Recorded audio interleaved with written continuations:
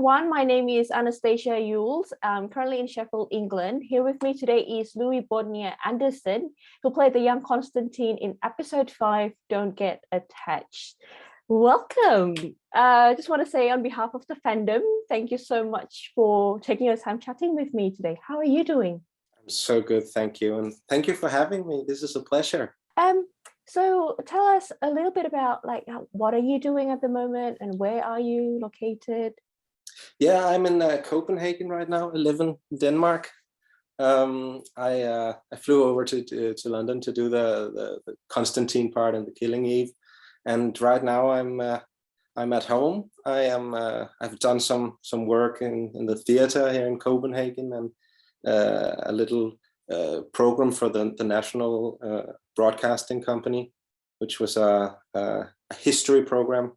Wow. Delved into the bankers of the 1800s. So that was fun to do. Now I'm at the moment I'm just doing a little press for the premiere of Killing Eve. Oh, that's very exciting time and very busy as well. Yeah. So you mentioned you're doing theater as well. So I gather that you have a very interesting background as a performer. So you are a trained musician as well, a theater actor. Yeah, I am. And a screen actor. Like, wow, that's a lot. I mean, what inspired you to get into performing arts in the first place? Do tell us. Oh yeah. Well, when I was a child, both my parents are actors and my mother's also a singer. I was just around these creative environments all the time. You know, I was being put along in a little nest when I was a baby at rehearsals and theaters. So it was always a part of my my growing up, the places I was around. But it took me some time to see acting as a platform for doing all the things that I love, which is the music and writing and all these creative processes is what my passion is, what I'm burning for. So acting is a tool for me to grow in all these different directions. I see it as like you broaden your abilities and your skill set as a person to have a greater range. And if I only go into acting, I mean, I would have a one-dimensional range which couldn't move that way. And if I also do the musician, I would like have a far greater dimensional movement in what I'm able to do. So I always try to learn a little acting and dig into some skill and some working tools there, but also accompany it with some other creative or even math and more general skills. I think that can help too, to understand what you need to do to play a part, for example. Wow. Is there any other creative platform that you wanted to get into one day?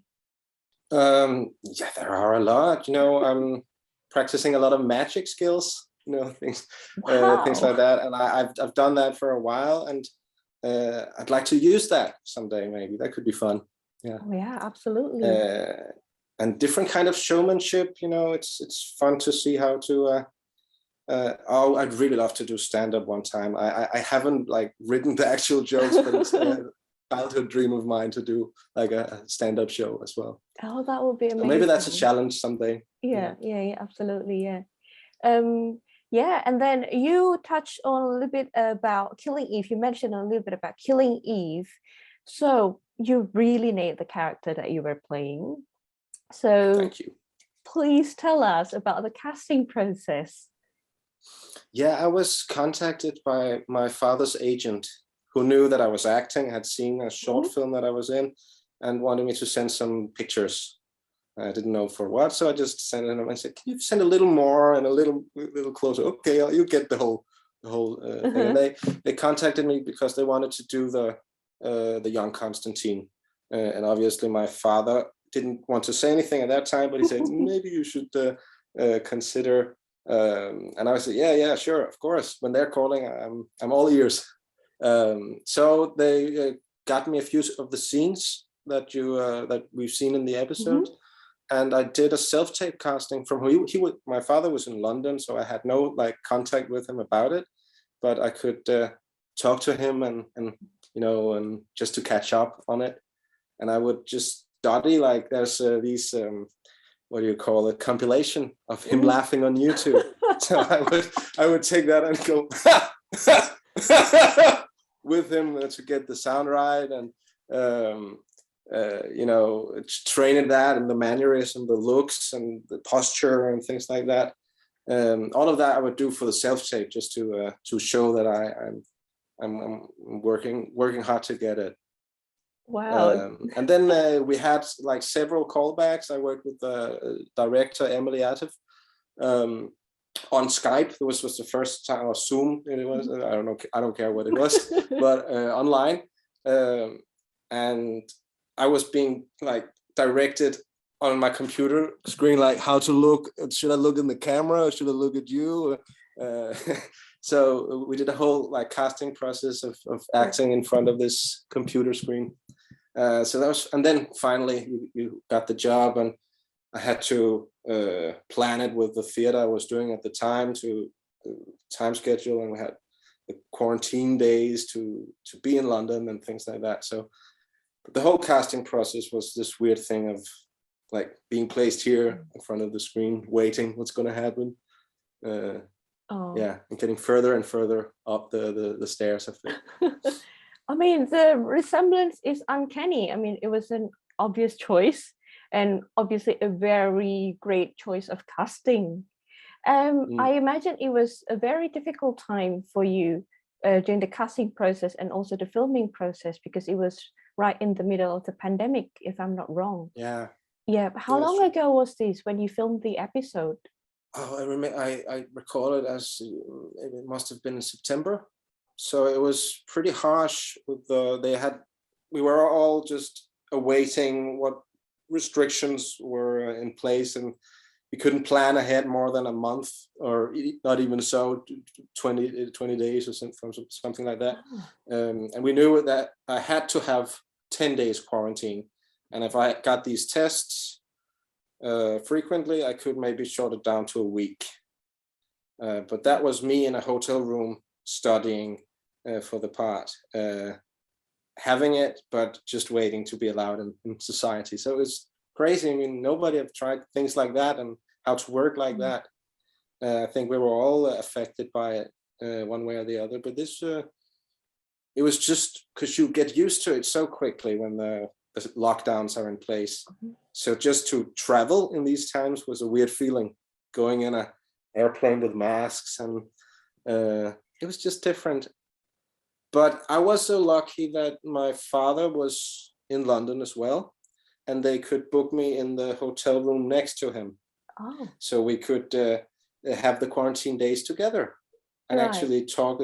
There was a shared balcony, so we could go out on them, and we could talk on the balcony together. Wow. Yeah. Well, we'll get back into it in a bit. Yeah. So how strict was it, like the COVID protocols on set? I imagine it was quite a challenge during the filming as well. The cast itself, when we were filming, obviously we couldn't wear masks. So we were the bubble together, the cast, the actors playing together. But other than that, you had all the principles and regulations in place. You wore masks at all time unless you had your own space. We were, spreading. What do you call it? Hand sanitizer. Sanitizing. Yeah. And the distance and the check each morning. You move into set. They have these auto campers and trailers, and you'd go to the COVID trailer to be tested, and then you stay in your own trailer, and you get the result, and you can go out and have breakfast and things like that. Ooh, so that's each day. Yeah. And actually one of the days, my hair stylist and makeup artist had a positive COVID test. And it was like the Friday on the week that I couldn't get into work, because they had to double check me and see if I've caught it. and luckily I didn't, but I had to wait, and we had to reschedule the entire day of shooting. Luckily, it was the stunt rehearsal day and one scene that we had, and we had a surplus of time on the last day of shooting, so we got that extra scene squeezed in. But I had to, like, the stunt rehearsal I had to do from scratch when I met in on the day, because I was not allowed to be on the rehearsal day due to COVID. Wow, that was a very tricky time. Thankfully, these days things are so much better now compared to last year or the previous year. That was crazy.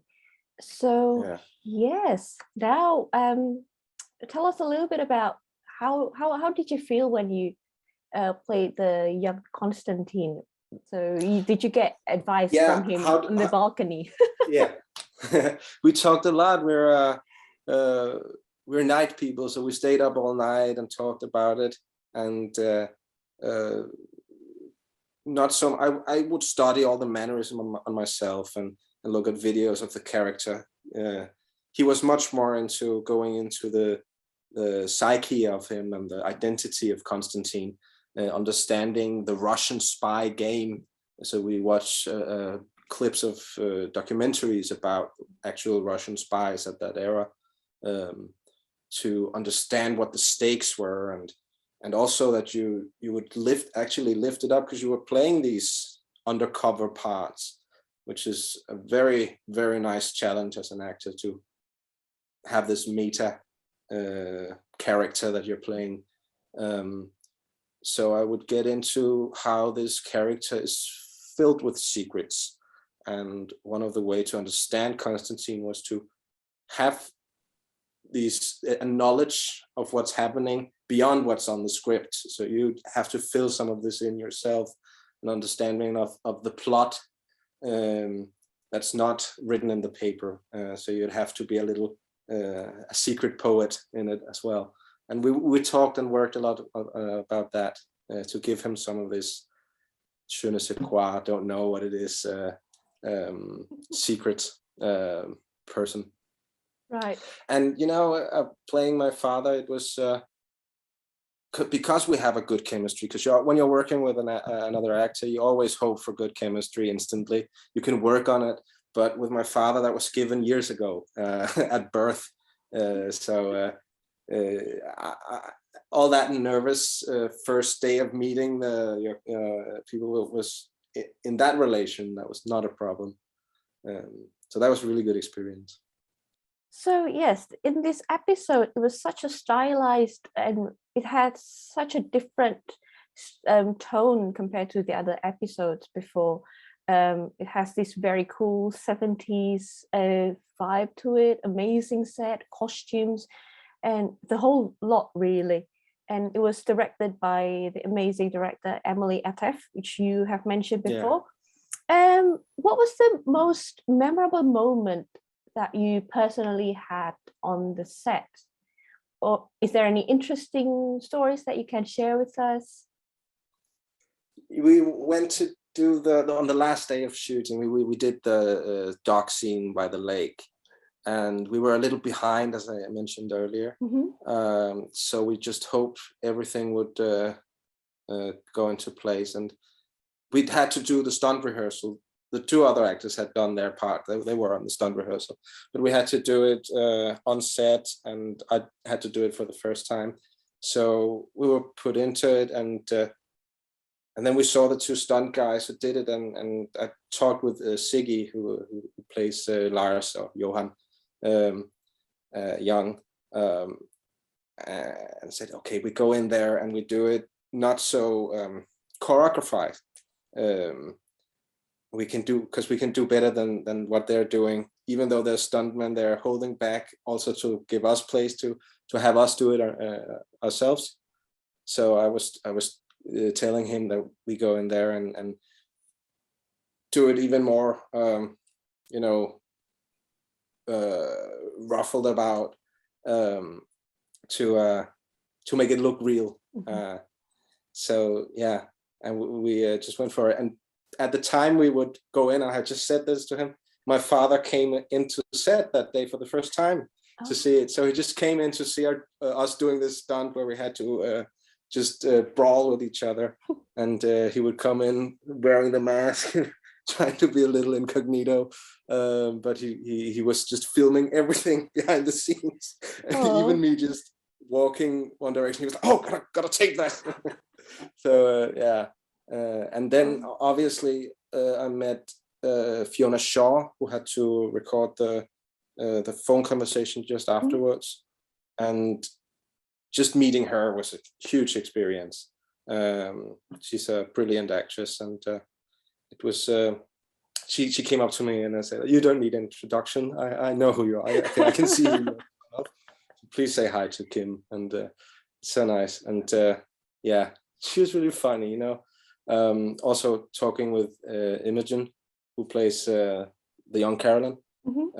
Say, you guys, you are going to be incredibly famous. I was like, okay, if you say so, Fiona Shaw. All right, I don't know. But she was a very, very nice, charismatic, and you could just see when she was acting, it was like, wow, okay, hats off to that. Wow, what an experience on set. That was brilliant. You filmed it in London. Yes. In London. Oh yeah, the whole thing is in London. We had to do it in London because they were it was too difficult to get overseas at that time. So they just found German-esque locations. Yeah. Oh, I really love I truly love the production design for episode 5. It was brilliant. And the choice of it was really bold. I feel they decided to go with the black and white. And they cut back to back from the present and the past, and they transition with the Carolyn in front of the house to you guys walking towards the house. It was brilliant. I thought it was. They did some really nice stuff. Yeah, I remember Emily coming to me and saying they were doing it black and white. I was like, whoa, bold choice, but okay, let's do it. I thought it was, that was really genius. It did something special. Yeah, it did something nice for the world building of these that time. Yes. So it was nice. Yeah, it was really lovely. It was fun to go there because they had arranged everything when you get into that. So it really helps you to get into that feel of it. The character as well. Yeah, and the squat they were doing. So there's sort of the vibe of the environment. But it's always going to be a surprise when you walk into set because you have build your own presumptions of it, and you get in, just take it in instead of trying to fill in blanks. You can actually get it. So yeah, it's really helpful. If you could play any character in Killing Eve, who would that be and why? Well, I gotta go with the obvious, except that I played Konstantin. That was really nice. It was also a dream. But Villanelle, I gotta say Villanelle. She's an amazing part, and she's played by. I'm not gonna challenge Jodie. She's doing the perfect job with it. But that character, I mean, that's incredible to follow her. I'm a huge fan of the show. I've been since series 1, the first season, and been on sites like this one and theorizing about it. And yeah, what she does with the character is amazing. I love this play with accents and characters, and I got to do a little of it with Young Konstantin, and that exactly is what I love it. Yeah. So Villanelle, by far, that'd be that character. Very good choice. Yeah. I think we all love Villanelle here. Who doesn't? Yeah. Who doesn't? Yeah. We're nearing the end of this session. So what's next for you that we should look out for?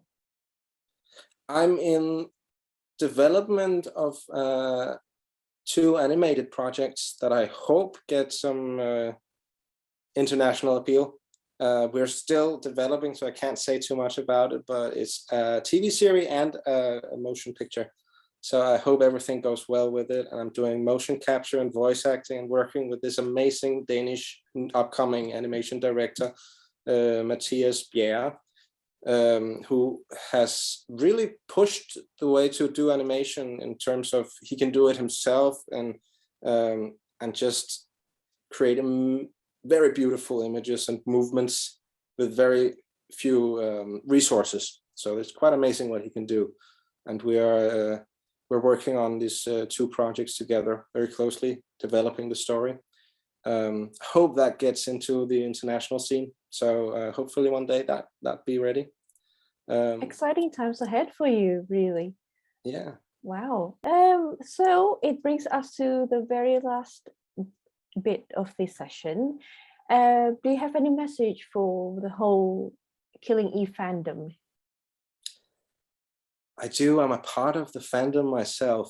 So I really, I am with you all the way here. So remember that we're nearing the end of this series, but there are talk of some sort of spin-off. I think we all heard about that, but we don't know yet. And I think they're listening to what the fans are saying. So if you're interested, I know I am interested in a Konstantin, maybe. That'd be young. great. I haven't heard anything, but I'd love to do it. So I'm sure the producers who decides what's going to happen will listen if people encourage that to happen. So I'd be all up for it. Oh, that would be great, Sally. I think we need to shout to Sally. Okay, that's the end of our Q&A session with Louis Bodnia Andersen. So yes. Thank you very much, and thank you very much again for your time talking to me and the whole fandom of Killing Eve. Thank you so much, and good luck. All the best. Bye-bye. Thank you. Have a good time. Bye.